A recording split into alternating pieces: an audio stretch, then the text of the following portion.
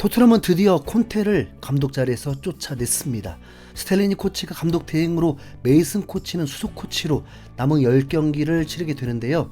솔직히 큰 틀에서 콘테와 많은 차이는 없을 겁니다. 스텔리니 코치는 입버릇처럼 모두 콘테의 지시에 의해서 경기를 운영했다고 말해왔지만 솔직히 그 인터뷰들 중에서 얼마나 진실인지는 아무도 모릅니다. 스텔리니 코치의 말과는 달리 콘테가 있을 때와 없을 때는 여러모로 다른 점이 많았기 때문이죠. 가장 확실히 드러나는 게 다름 아닌 맨시티와의 대결입니다. 1월 20일에 있었던 1차전에서는 전반에 2대0으로 앞서놓고도 후반에 내리 4골을 내주면서 2대4로 역전패를 당했는데요. 당시 역전패의 원흉으로는 다름 아닌 페리시치가 꼽혔습니다. 느린 달리기와 엉성한 수비로 맨시티의 마레즈에게 완전히 탈탈 털려버렸던 거죠. 그런데 콘테는 이걸 보고도 3골을 내줄 때까지 페리치를 뺄 생각을 안 했습니다. 후반 6분에 추격골, 2분 만에 동점골, 10분 뒤에는 결국 역전골까지. 역전골을 허용하고도 6분 뒤에야 뒤늦게 페리치를 교체하면서 교체 타이밍이 정말 쓰레기였습니다. 그러나 콘테가 없던 2차전, 토트넘은 맨시티의 변칙 전술에 즉시 대응하는 모습이었습니다. 스텔리니 코치와 메이슨 코치가 맨시티의 전술을 파악하자마자 바로 선수들의 포지션을 변경하면서 발빠른 움직임을 보인 겁니다. 결과적으로 토트넘은 2차전에서 1대0으로 복수에 성공했고요. 두 경기 선발 명단은 똑같았습니다. 다른 건 경기를 직접 지휘한 게 콘테냐 스텔리니냐 였을 뿐이죠.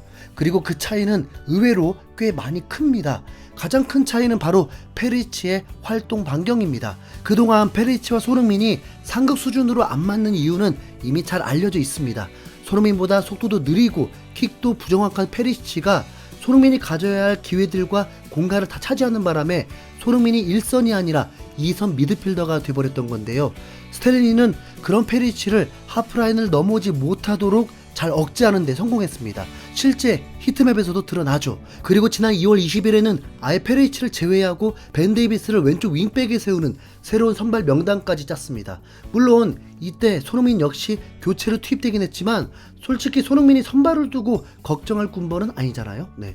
오히려 생각보다 길어졌던 골 침묵이 더 문제였는데 교체 투입된 웨스트햄전에서 오랜만에 골맛을 보기도 했습니다.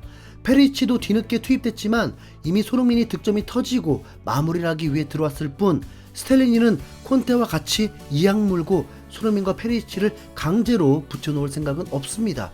이게 가장 중요한 거죠. 스텔리니는 문제를 확실히 알고 어떻게든 그걸 해결하면서 손흥민을 살리려고 했던 사람입니다. 맞지 않는 미드필더가 아니라 상대팀의 뒷공간을 위협하는 득점왕 버전의 손흥민을 말이죠.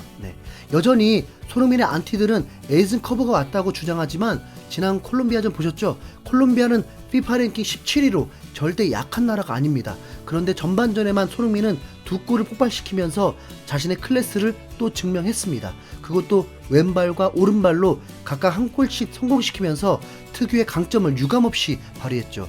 침투면 침투, 돌파면 돌파, 볼터치면 볼터치, 슛이면 슛. 콘테가 묶어놨던 족쇄가 제대로 풀리면서 물 만난 고기처럼 맹활약했습니다. 이게 어떻게 에이징 커브냐고요. 그냥 전술의 실패였을 뿐입니다.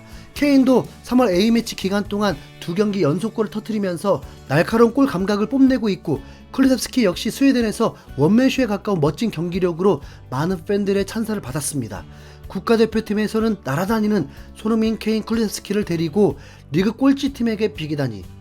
감독이 바뀐 만큼 다시 새롭게 작년에 보여준 뒷심을 다시 한번 발휘하길 바라보겠습니다. 손흥민은 손흥민이니까요. 화요일 저녁 8시 시작하는 우루과이전에서도 득점을 기대해봅니다. 이상 hin수형골이었습니다. 감사합니다.